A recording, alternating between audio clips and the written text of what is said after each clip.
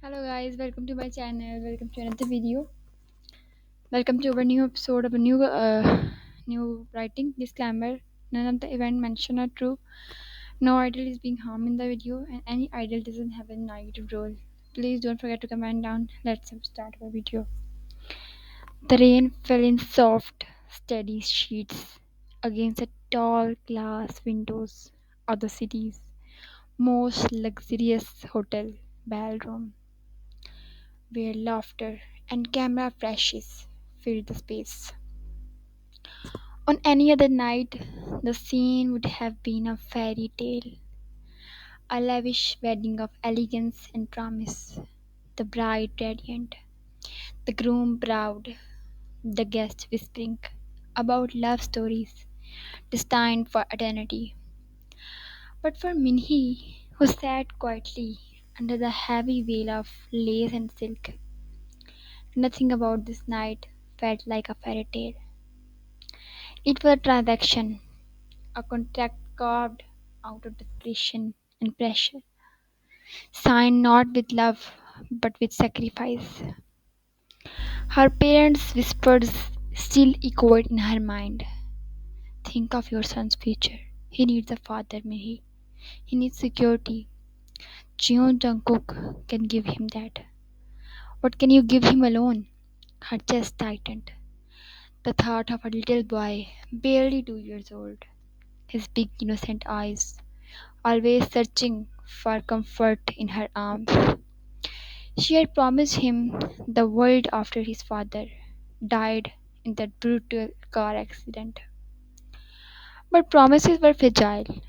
Things, when the weight of life pressed down too hard, the bills, the constant judgment of relatives, the pitting states, it all broke her down until she stood here now, married to a man she barely knew. Cookie, as the world called him, stood tall beside her. Every inch of him was cut from the mold of success. The sharp black suit, the polished shoes, the sculpted jawline that seemed incapable of a smile tonight. He was known as the youngest CEO to lead Gion Enterprises, ruthless in business, untouchable in power, and now he was her husband. But to Minhee, he was a stranger. They went through the motions, the exchange of rings, the vows, read stiffly, the kiss that never landed, but instead brushed coldly against the veil. Cameras clicked, people applauded, but Minhee felt nothing but a hollowness growing inside her when her own son wasn't in her arms. Everything around her felt meaningless. As the night dragged on with endless congratulations, Minhee's eyes searched the crowd until she finally saw her little boy, Duhon, sleep in her mother's arm. Her heart ached. He looked so small, so fragile, and the thought of him waking in a new house with a new man labeled father made her stomach twist. When the reception ended and the lights dimmed, Minhee was escorted to the penthouse suite that would be called her new home, a new hope. The door closed her behind her with a heavy click, sealing her fate. She stood by the window, still in her bridal gown, staring at the city skyline that glittered like scattered diamonds. Cookie entered a moment later, loosening his tie, his expression unreadable. He glanced at her briefly, then at the door, then back at her. "You don't have to stand there like a prisoner," he said. his voice calm but distant. Minhee turned her head slowly, her eyes tired, yet defiant. That's exactly what I am, she whispered. Silence filled the space between them. He studied her for a moment, then sighed, placing his watch on the dresser. I didn't want this either, Minhee. My board, my family, they pressured me the same way yours pressured you. This arrangement isn't about us, it's about appearances, stability, business. Her lips curved into a bitter smile. At least he admitted. Cookie walked closer, his footsteps echoing softly on the marble floor. But for the sake of our son now, we'll have to do this work. He deserves more than uncertainty. Minnie stiffed at his words. Our son? The phrase felt foreign, invasive. Her eyes narrowed. His mind. Don't make the mistake of thinking this marriage gives you the ownership over him. Something flickered in his eyes. A flash of irritation, quickly masked. He nodded curtly. Fine, have it your way. He moved toward the guest bedroom. Instead of master suit, we'll keep our distance then. No need to complicate their future further. As the door closed behind him, when he finally let the tears fall, she pressed her forehead against the glass window, clutching her chest. She had survived heartbreak before, losing her husband, raising a child alone. But this was different. This was living in a golden cage with a man she couldn't trust, couldn't understand. The first night of their marriage passed in silence. Two strangers living under the same roof, each lost in their own battles. The following morning, sunlight poured through the tall windows, bathing the penthouse in golden warmth. Minhee woke early. The maternal instinct that had been carved into her bones since Johan's birth, pulling her from sleep. Her son had arrived late last night with her mother, tucked carefully into the nursery room that had been prepared for him. When he tiptoed into the nursery and found him awake, teeny hands reaching for her. Yoma, he murmured, his voice sweet and groggy. She scooped him into her arms, holding him close, inhaling the familiar scent of baby lotion and warmth. He was her anchor, her reason for breathing. As she sat with him on the couch, humming softly, Cookie emerged from the guest room, freshly dressed for work. His eyes fell on the scene. Minhee in her plain morning dress, her loosely tied, her son nestled against her chest, like he belonged nowhere else but there. Something in his heart shifted unexpectedly. For a fleeting second, he saw not just a business arrangement, but a picture of home. But the wall he had built around himself rose quickly again. He cleared his throat, adjusting his cufflinks. When he looked up, her expression guarded. Duhoon, sensing a new presence, clung tighter to her dress, his little face hiding against her shoulder. This must be him, Cookie said softly, his tone less sharp than usual. When he kissed her son's hair and nodded without meeting his gaze. Juhon, the toddler peeked up shyly, eyes wide with curious. Cookie crouched slightly, lowering himself to the boy's level. Hello, Juhon, he said, his voice gentle, almost awkward. But the little boy only whimpered and buried his face back into Minhy's neck. Minhy rubbed his back, her lips pressing into a thin line.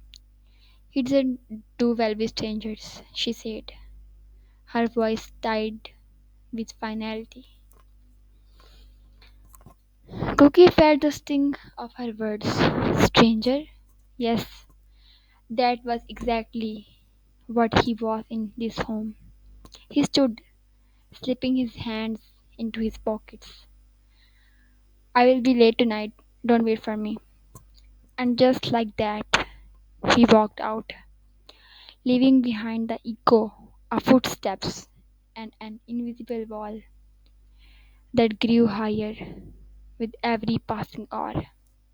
When he held her son tighter, whispering into his ear, "It's just you and me, sweetheart, just us." But deep inside, no matter how much she denied it, she knew this danger would not disappear so easily. He was tied to them now, by paper, by law, by promises she never wanted to make. And the question lingered like a shadow in her heart. Would these little hands ever break through the back walls surrounding their lives? Days turned into weeks, and the routine of their paper marriage unfolded. Cookie left early, returned late. His presence in the house more like a ghost than a husband. Minnie busied herself with Duhun, shielding him from the cracks in their life. But walls, no matter how strong, always showed fractures with time. And soon, Duhun's innocent eyes would become the mirror, reflecting the truth neither Minnie nor Cookie could keep hidden forever. The penthouse was large, enough to swallow silence whole. Expensive chandeliers glittered above polished marble floors. And yet, for Minhee, it felt like a home and more like a hotel room. Sterile, cold, temporary, each morning unfolded like clockwork. Cookie left before breakfast, his crisp suit and perfectly combed hair, the only sign he had been there at all. Each evening he returned after midnight, long after Dawn was asleep, when Minnie herself had already curled into the far side of the bed in the master room, pretending not to hear the sound of the elevator. It should have been easy, she told herself. They were strangers bound by paper, and she never asked for more. But awkwardness had a way of seeping into the smallest cracks of routine. On the rare days, Cookie came home early. Dinners became battles of silence. They sat at opposite ends of the long dining table, cutlery clinking in the vast, quiet, the sound louder than thunder. Tehun sat between them, swinging his little legs, confused by tension. He was too young to name. Cookie would clear his throat sometimes, attempting to bridge the gap. "How was your day?" he asked once, his tone polite but cautious. Minhie's fork froze mid-air. She glanced at him briefly, her lashes low, peaceful. Tuhun dropped his spoon, and the clatter startled all of them. The boy looked at his mother, not the man sitting across from him. "Yuma," he said, and Minhie leaned forward instantly, wiping his hands, her face soft with affection. Cookie watched silently. He envied the ease with which Minhee comforted her son. How she knew every small twitch of his expression, every sound he made. For the first time in years, he wondered what it meant to be a part of something real, something alive. For when his gaze lifted to Minhee, her shoulders had already stiffened again. Her voice built higher than ever. The meal ended without another word. Cookie was not blind to the distance. He felt it every day. The way Minhee avoided his eyes, the way Juhoon hid behind her legs when he entered the room. He told himself he didn't care. He had survived boardrooms wars,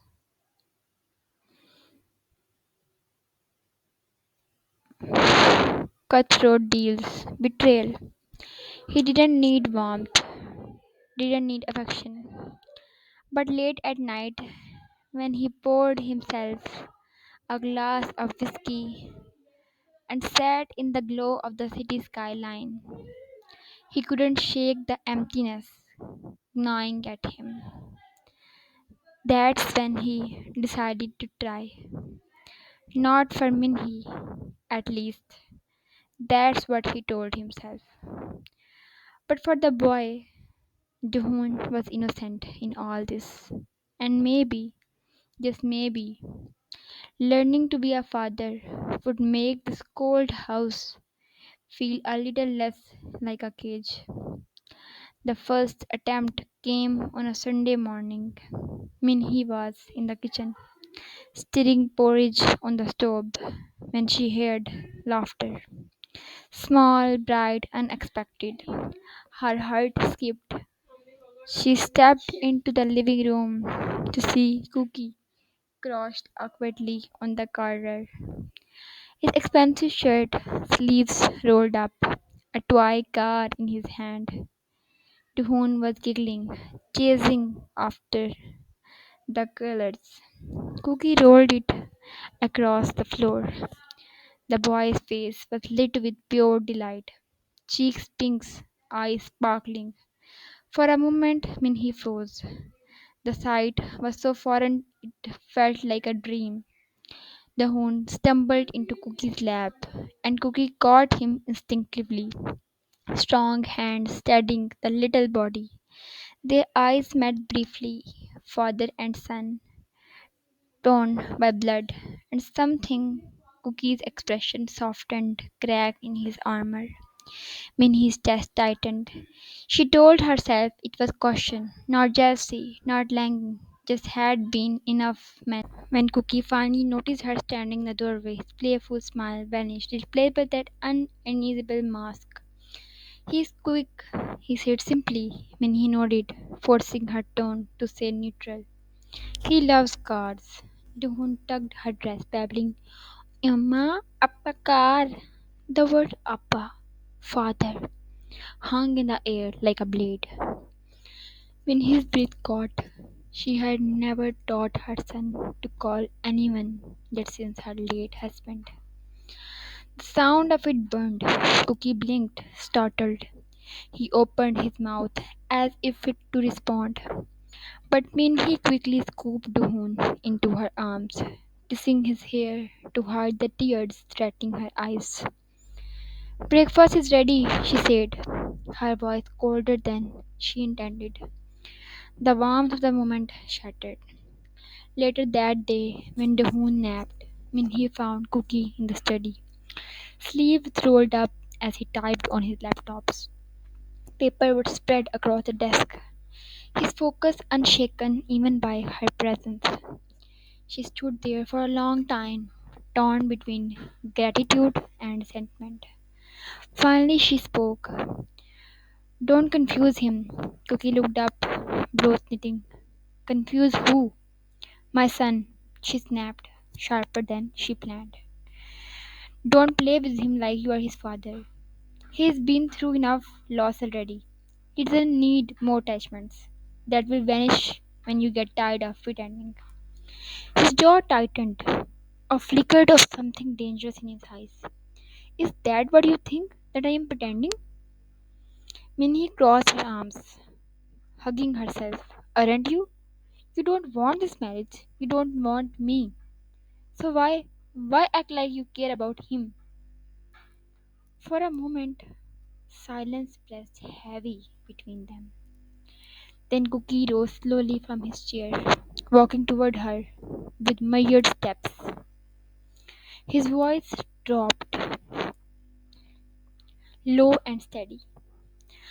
I may not have wanted this marriage, Minhi, but don't ever question what I feel when I look at that boy. He deserves more than walls and fear. He deserves someone willing to try. Minnie flinched, the intensity in his eyes too much to bear. She turned away, her throat tight.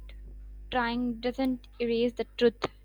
You are still an unwanted husband, and I will never let you take his place. The words hit harder than she realized, cutting to the quiet for the first time since their wedding. Cookie's composure cracked, his fist clenched at his side, and his voice carried an edge of hurt. Maybe you will never let me, but you have thought about what he wants. Or are you afraid of losing control that you would rather keep him in a cage of your making? Minhy's lips parted, but no words came. She wanted to scream, to deny it, but deep down, fear and pride tangled in her heart. Cookie shook his head, stepping back. You think I'm the stranger here? But maybe it's you who won't let anyone in. The silence that followed was unbearable. In his breath came shallow, her chest heavy. She wanted to hate him for saying it, but instead, all she felt was the sting of truth she couldn't admit aloud. When she finally retreated to her room, she found Dohon staring from his nap, his little hands reaching for her. She gathered him close, whispering into his ear, "It's just us, baby, just us." But her words trembled now, no longer steady, because no matter how much she resisted, she could not erase the image of Cookie on the floor, rolling toy cars with her son. Laughter filled the room with sunlight, and that image frightened her more than loneliness ever had. The days ahead promised storms of emotion, of pride, of hurts colliding in ways neither of them expected. Strangers under one roof, a child between them, walls rising but slowly, cracks forming, because sometimes even an unwanted husband could become the one person you couldn't ignore. The city outside glittered as usual, its lights blinking against the darkness. But inside the penthouse, the city outside glittered, and silence reigned again. Silence had become their language, longer than any argument, heavier than any word. Cookie had grown used to it. Or so he told himself. He buried his night in paperwork, meetings, emails, anything that kept his mind away from the woman who moved to the house like a ghost he could never touch. But one night, long after he would shut his laptop, he rose from his desk to grab a glass of water. As he walked past the nursery, he stopped. A faint sound floated through the closed door. He hesitated, hand opening the door knob. It wasn't Dawn's usual fizzing. It was softer, broken, like something fragile falling apart. Slowly, he moved toward the door and pushed the door open slowly. The night that met him carved straight through his chest. Minhee was sitting on the rocking chair by the window, her face buried in her arms. Moonlight spilled across her figure,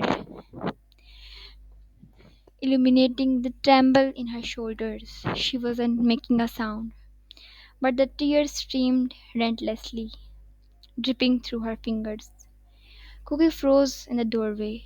He had seen her strong, sharp, unyielding, but never like this, never broken.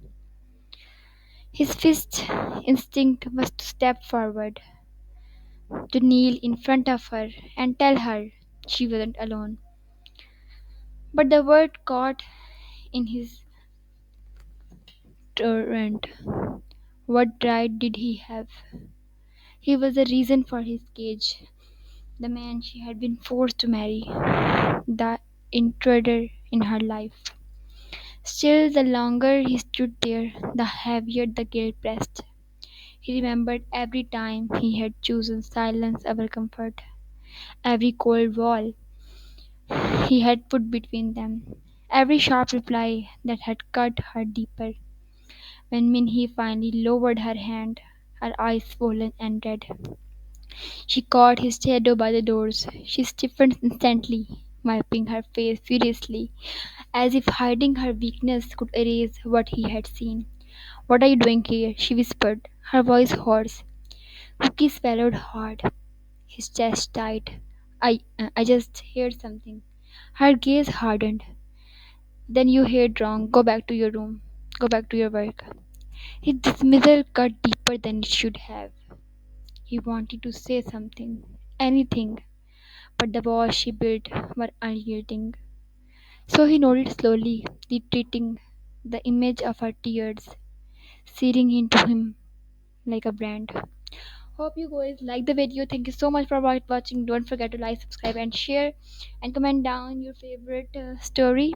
And comment down what type of story do you like, a revenge or hate, or any type of love story do you want. So I will write it for you. And thank you so much for watching. Please share my videos. That's it. Bye bye. See you soon.